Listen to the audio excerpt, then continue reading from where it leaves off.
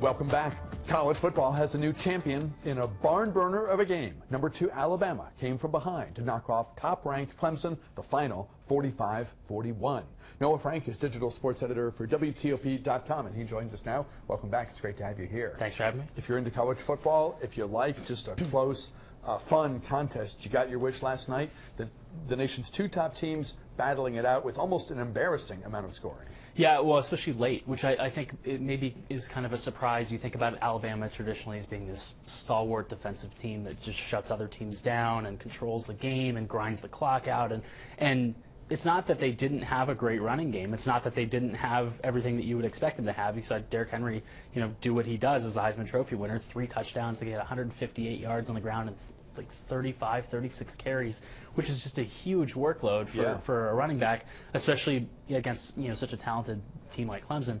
But yeah, the final score just blew, I think, everyone's expectations out of the water. What were the keys to the game? How did Alabama do it? Well, I think really, before you go any into Alabama, you really have to credit Clemson and Deshaun Watson. This was he's been good all season. We've known that. He was 3rd in the Heisman vote, but this was sort of his big coming out party as far as being a legitimate top-level pro prospect, the kind of guy that you could see follow in Russell Wilson or Cam Newton's shoes as a guy who provides that huge threat of being able to get outside the tackles with his legs, still has the accuracy to throw downfield. He threw a number of balls downfield.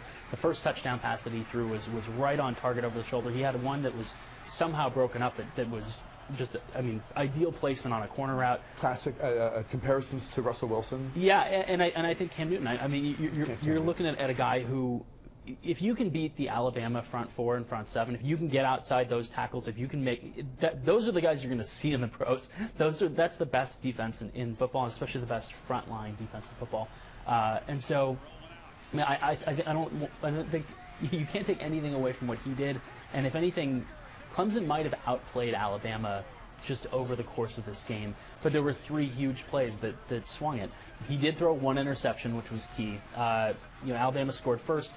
Clemson came right back, stopped him, scored again, had all the momentum, was up 14-7, driving down the field, and he got sort of duped by a safety and threw a pick. Alabama came back, sort of reset the game, at even at 14-14, and then something you never expect out of Nick Saban, who just sort of trusts the talent that he has, kicks an onside kick after Alabama came back to tie up the game at 24-all and recovered it in the 4th quarter of a championship game. It's just a really, really gutsy move. It worked out.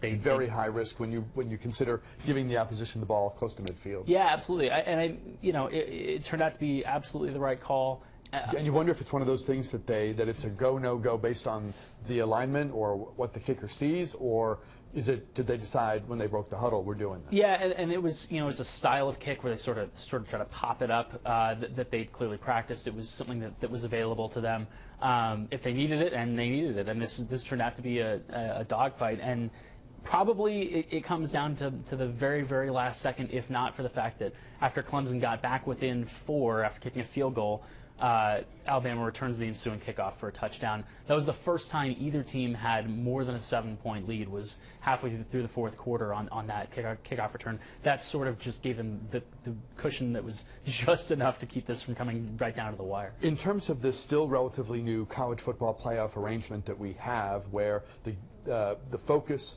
we still have some legacy games on New Year's Day, but the games that matter have been shifted to New Year's Eve, when a lot of Americans are doing other things, although I guess the thinking behind it is that you can create new traditions by putting games that are part of the winnowing process on December 31st, with the title game to come 10, depending on how the calendar falls, the ensuing Monday a week.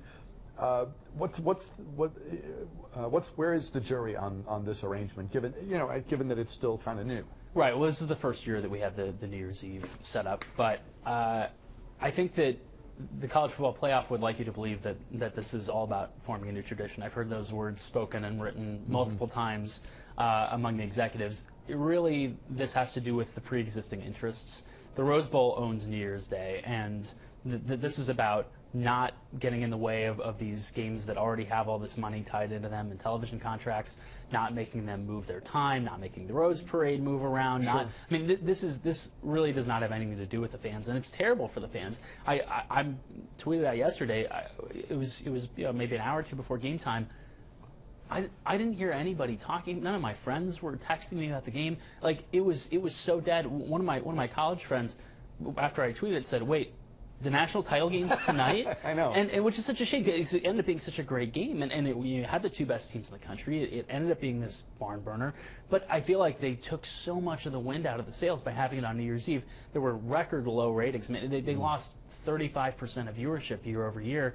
And this was not a fluky matchup. This was on paper teed up. Yeah. I mean, you have what people have been clamoring for so long in terms of having the playoff, and the playoff was so good last year that those games, those semifinal games, Oregon, Florida State. So what do you think happens in terms of scheduling? Number one, do they create a tradition by simply repetition, doing it year after year, figuring it grows over time, and do they expand the number of teams so that it's 6 or 8 and just more inclusive, more interest, more teams in the mix as you get deeper into the season? Well, we've talked about this before.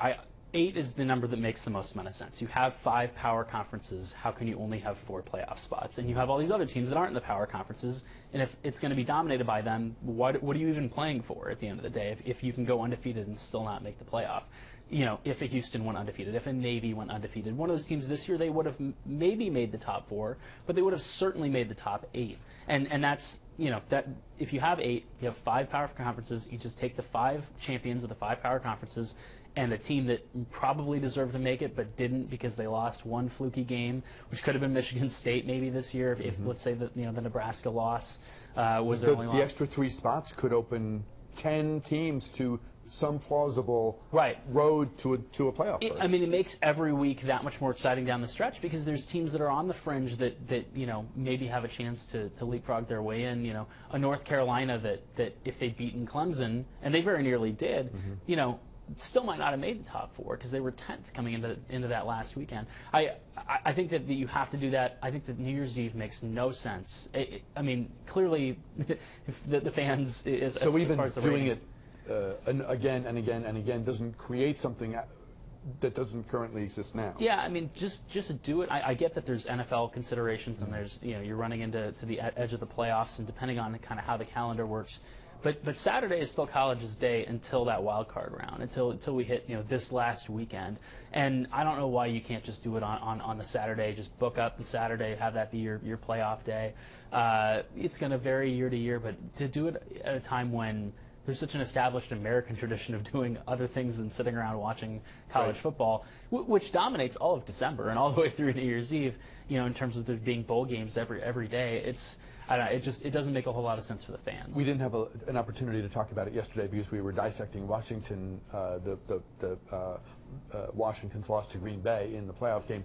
Let's talk for a moment now about Alexander Ovechkin netting his 500th career NHL goal for a team that continues to be red hot and setting the pace in the NHL. Yeah, I think they've kind of taken a little bit of a back seat just because of the sort of unexpected run that the football teams had. But you've had as good a season as they've ever had. They are by far and away the best team in the NHL so far, and he's been doing what he always does. He's led the league in scoring a handful of times. He's scored 50 goals a handful of times, even in an era where guys don't score 50 goals very often. And he's back on top of the scoring this weekend. It was sort of an ideal scenario where they'd already kind of stretched and put a game away. He had a chance. The 3 goals that all kind of led into it. He had a terrific game winner in overtime the game before to set it up, to put him on the doorstep. Added on an extra one for good measure late in this game for 501. And what he's done, he's the 43rd guy to score 500, which is impressive. But he's the 5th fastest in history, and the 4 guys above him are all Hall of Famers. I don't know that and I'm not a huge hockey guy. I'm not a guy who's sitting there watching every game. But I don't know that the casual fan really understands. You're watching a once-in-a-generation type of talent in terms of goal scoring. You're watching one of the best goal scorers in NHL history. We'll take a break. We'll come back with more news talk for this Tuesday, right after this.